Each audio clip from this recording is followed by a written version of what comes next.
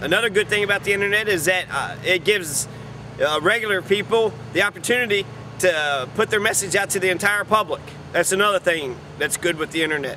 The internet is the wave of the future, and America is the one that invented the internet. America invented the internet, but we're the 22nd country for broadband penetration. 1 out of 4 Americans don't have any internet. 60% of Kentuckians don't have any internet. 60%. That's the majority of Kentuckians are not hooked up to the internet. We're already the 46th, 44th poorest state.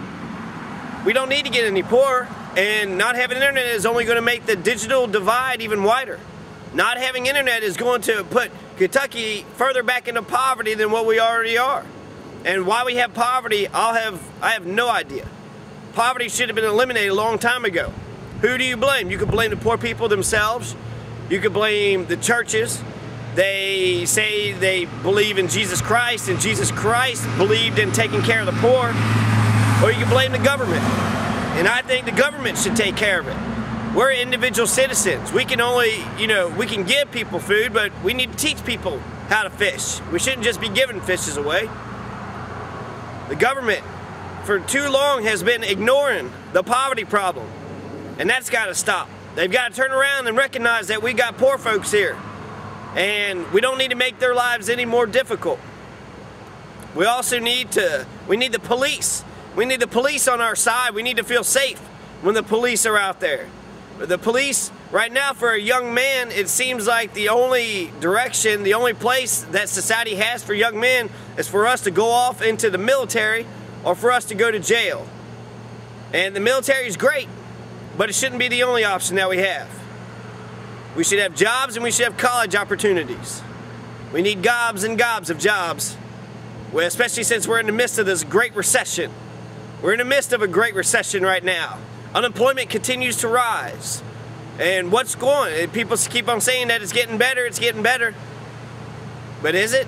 Are things getting better? Looking at the unemployment figures, that's not very inspiring. Also look at the poverty numbers. 16% in Owen County is poor. 14% in Gadsden County is poor. 11% in Grant County is poor. We got a persistent poverty problem, and we need to knock that out. But it's not just about the poor, it's about working people. You provide jobs, you get them a chance at life. Everybody deserves a right to get themselves a piece of the American pie.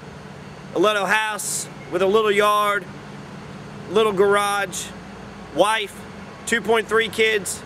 That's the American dream, and everybody should have the same opportunities to obtain that American dream. But we need the police to be on our side, and if they break the law, then they need to be punished the exact same. Police are just as capable of creating crime as anybody else out here. And if the police are policing us, who's policing the police? So we need to get all criminals off the street, especially if they're wearing a badge. Because if they're wearing a badge, that means we, the public, have given you power to protect us, not to fight against us. The rule of law applies to everybody. We also need to strengthen our democracy. Right now, if you're 18 years old, you cannot run for office. That's bull. If you're 18 years old, that means you're allowed to fight and die for this country. If you're allowed to fight and die for this country, then you should be allowed to have all the benefits that every other adult has. If you're 18 years old, you should be allowed to run for mayor and let the people decide. Do the people want an 18-year-old to be their mayor? And if the people elect him or her, then the people should get what they voted for. We need to strengthen our democracy. We need more people voting. We need everybody voting. Right now we got a 40% turnout rate. And the 40% that turn out, 95% of the time, they vote for the incumbent. So 95% of the time, the person who's already got power gets power again. Well, if we want to see change happen, then we've got to mix it up. We got to get some new ideas, some fresh ideas into office. That's what my campaign is. My campaign is a campaign of ideas. Who's got the best ideas? A lot of people are going around shaking hands, and that's good. That's a very important part of politics. But just being nice and friendly to each other isn't the only thing that we need to do. It's the policies which we pursue. We need to make sure that we're taking care of working families. They need school buses to take their kids into school. They need roads. They need good roads. They need water. They need clean water. They need sewage. We need internet. We need electric. We need to live. And we do have a jail situation. Number one. Kentucky is number one when it comes to the fastest growing prisons in the United States. Why are our prisons growing so fast? Why do we keep throwing more and more people into our jails? I'll tell you why. It's because we live in a police state. There's an economic incentive to make sure that jails get more people inside their doors so they can make some money. There should be no economic incentive when it comes to jails. In fact, there's several industries that should not be for profit.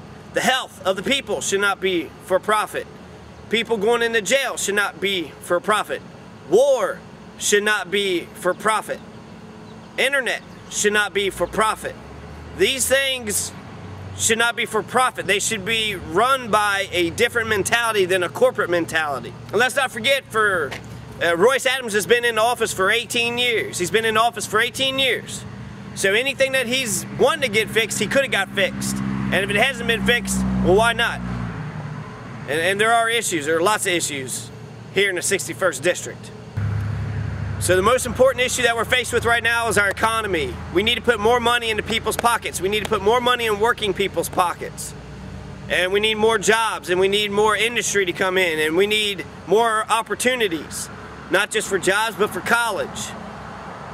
If you want to go to college, you should be able to go to. It's the richest country in the world. Education is a very important quality to invest in. And they say if you think education is expensive, well, try ignorance. Ignorance is more expensive. I think the teachers should strike. Right now, Frankfort, they haven't passed a budget, and they want to cut. They got a shortfall, so they're going to cut social programs. So teachers are going to get paid less. Well, the teachers shouldn't stand for that. Our school systems should be palaces. Our teachers should be paid a doctor's salary. They are educating our future. And we need to keep the good teachers. We need to keep the Mr. Aulicks and the Mr. Strassels and the Mr. Himes. We need to retain the good teachers. Hold on to them. Pay them what they need to be paid for them to stay here and educate our children. We need to give our children a fighting chance. We can also strengthen our democracy with instant runoff voting. You could actually get to rank your candidates. If you got 5 people running for office, and you can vote 1, 2, 3, 4, or 5. Instead, right now, since majority wins, most of the time you just get 2 candidates who are front runners, and you got to choose between lesser of the 2 evils. With instant runoff voting, you get to rank the candidates, which one's your favorite. And you wouldn't be able to throw your vote away, because if you voted for somebody who didn't get many votes, well, your vote would be dropped, and it would go to your second choice. Whoever you pick for your second best candidate. And then it would just keep on going down. It's an algorithm, and it's more effective. It's more democratic. It gives the people more choice, and the people need more choices. We shouldn't be just voting on people either. We should vote on issues. We can put issues on our ballots. City, local, county governments can put issues on the ballot. Let the people decide what they think about different issues. Instead of the government deciding for us, let's just give the issues directly to the people. The people want it, they get it. If they don't, then they don't. That's democracy. That's the way our system works. Yeah, so internet should be free, and we can make the internet access free in 3 different ways. There's grant money. Obama's got a stimulus plan that's giving money out for plans. Whoever's giving out universal internet. Through advertising, we can pay for it, and it's only going to be small startup cost. Even your most expensive wireless programs start off with about $5,000 in base infrastructure. $5,000, and then it only costs like $1 per household once you get that basic infrastructure set. So through advertising, through grant money, and through content, people who make the web pages, people who make the programming, you can pay. People can work for these things, so you can pay for their products. That's the way the internet should make money, not access. Access should be free. Internet should be plentiful and bountiful, and everybody should have it if we want the 61st District to succeed.